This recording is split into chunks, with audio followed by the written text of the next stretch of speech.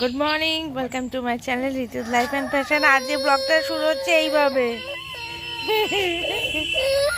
এই যে বকা খেয়েছে দাদুর কাছে, বকা খেয়ে দিন শুরু হলো আজকে। এখানে কাজ চলছে, সব কিছু এখানে এসে ডিস্টার্ব করছে। তো কি করবে? সব কিছুর মধ্যে হাত দেবে, নোংরা ঘাটবে। কিছু করার আছে? কিচ্ছু করার নেই। বকে তো খেতেই হবে।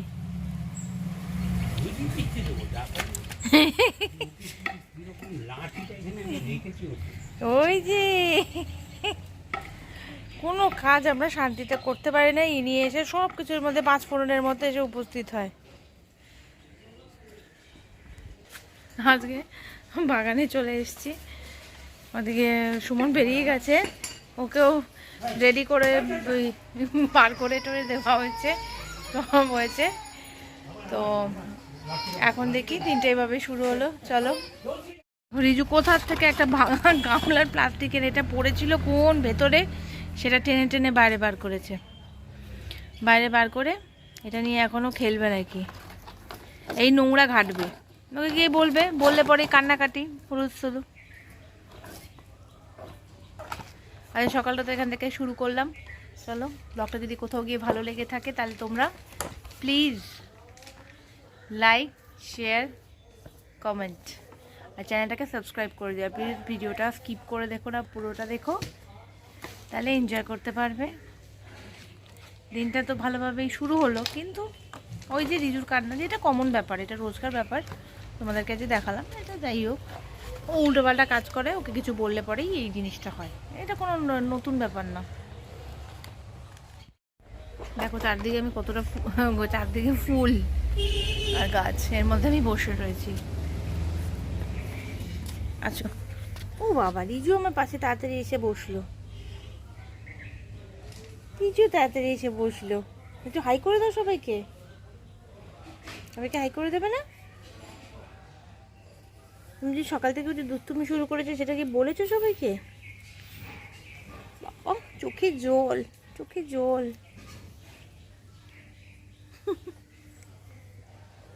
যে ফুল, এই ফুলের পাশে এসে বসবেন।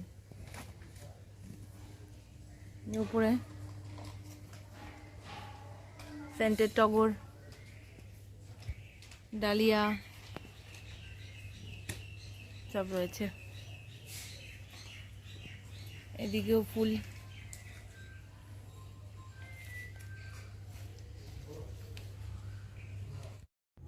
এই দেখো ছোট ছোট গ্রেপস টমেটো হতে আরম্ভ করে দিয়েছে, দারুণ লাগে এগুলো। এখন তো সবে কাঁচা, এগুলো আস্তে আস্তে পাকবে, পুরো লাল হয়ে থাকবে, ছোট্ট ছোট্ট হবে, পুরো আঙুরের মতো সারা গাছে হয়ে থাকবে। ডালটা বসিয়ে দিই।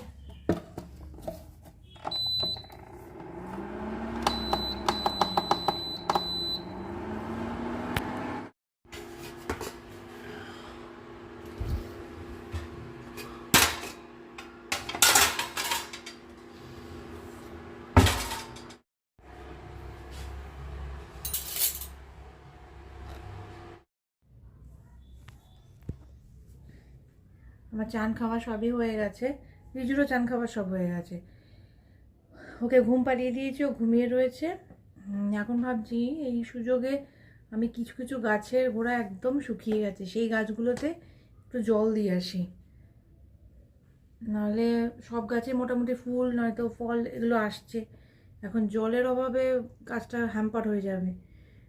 তো সকালের দিকে আমি পারছি না, বিকেলের দিকেও আমি পেরে উঠছি না, কারণ এই দুটো সময় সকালবেলা অন্যান্য কাজ থাকে, ভেতরের সব কাজ থাকে ঘরে, আর বিকেলবেলায় রিজু উঠে পড়ে, ওর সাথে থাকতে হয়। তো সেই জন্য এখন এই দুপুরবেলার টাইমটাই বেস্ট টাইম।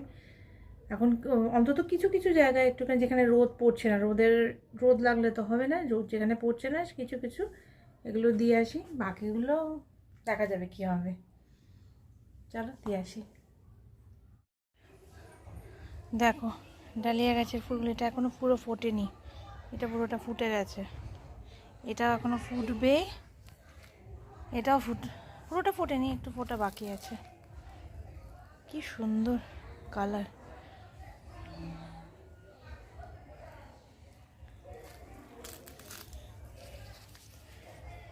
এটা ছড়িয়ে গেছে।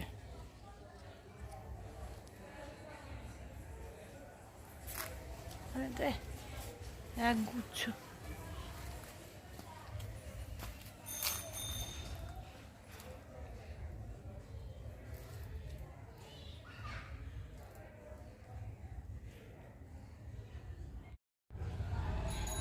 এইগুলো কি সুন্দর ফুটছে।